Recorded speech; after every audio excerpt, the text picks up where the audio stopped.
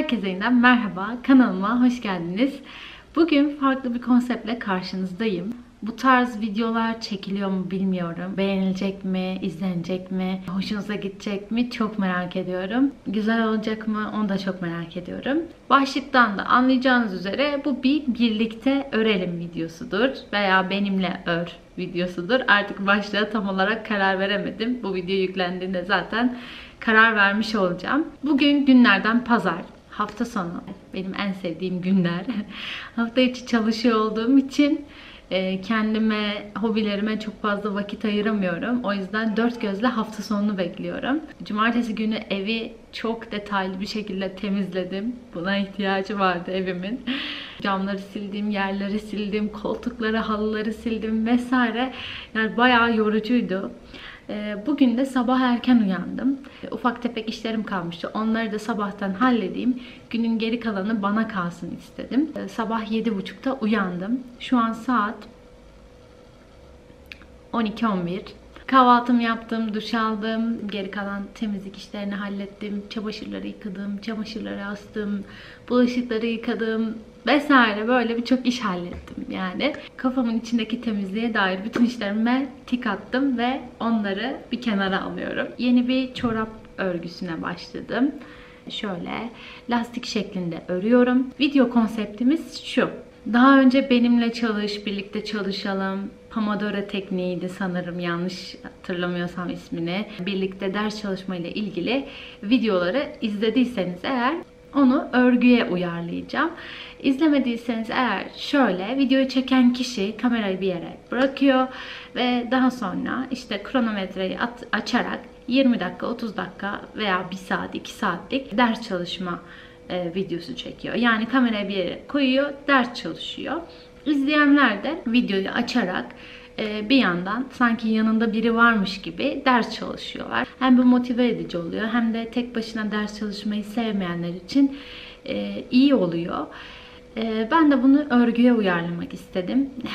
Knit with me olarak çevireceğim. Benimle ör şeklinde bir seri oluşturalım dedim. Güzel olacak mı hiçbir fikrim yok. Çok da merak ediyorum tepkilerinizi. Hani başlamadan belki soranlar olur diye 2,5 milimlik bir şiş ve 64 ilmekle başladım. Bu arada şişim Atti'nin 25 santimlik şişlerinden, yuvarlak şişlerinden. Şu şişlerle ilgili konuşacağım bir video. Şişlerle ilgili bir video çekeceğim. Orada bu şişlerden bahsederim detaylıca. İpliğim Feza Ombre. Şöyle açık kahve başladı, koyulaştı. Daha sonra bakın Van Gogh'un tablosu gibi değil mi? Mavi, sonra sarı, yeşil gibi renkleri değişiyor. Acaba ondan mı esinlendi Feza? Bilmiyorum ama gerçekten hoşuma gitti. 64 ilmekle başladım. 2,5 milimlik şiş kullandım. 2 düz, 2 ters lastik örerek devam edeceğim. Yani çorabım lastikten oluşacak. Giydiğim zaman da bu şekilde görünecek. Hadi başlayalım. Bu videoya eşlik etmek için illa örgü örmenize gerek yok. Sulu boya yapıyor olabilirsiniz, kanaviçe yapıyor olabilirsiniz, çizim yapıyor olabilirsiniz, dikiş yapıyor olabilirsiniz. Herhangi bir hobinizi yaparken de bu videoyla bana eşlik edebilirsiniz. Birlikte böyle sessiz, sakin bir şekilde hobilerimizi yaptığımız bir video olacak. Hafif dinlendirici bir müzik de vereceğim. Çayımı alıyorum ve örgüme başlıyorum.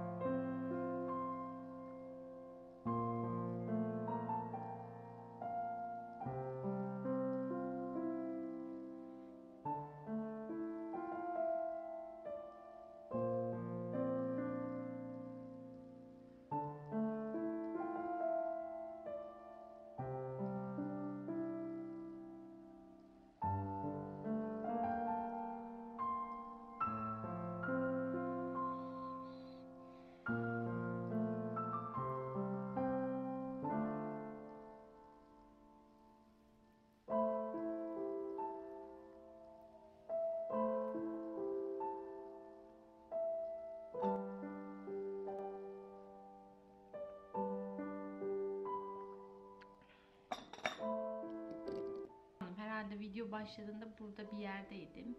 Yine bir 10 sıra kadar örmüşümdür. Kahverengi tamamladım. Şimdi mavi renge geçiş yapma kısmına geldim. Buradan sonrası mavi olacak. İçindeki renklerden en güzeli bence bu mavi. Ona ulaşmak için çok hızlı ördüm zaten. Böyle. Ben bu videoyu beğendim. İlkin ayıbı olmaz derler. Bence sonrasında daha güzel olacak. Umarım sizin için de keyifli olmuştur. Beğendiyseniz beğen butonuna basmayı ve kanalıma abone olmayı ve yeni videolardan haberdar olmak istiyorsanız zil butonuna basmayı unutmayın. Görüşürüz.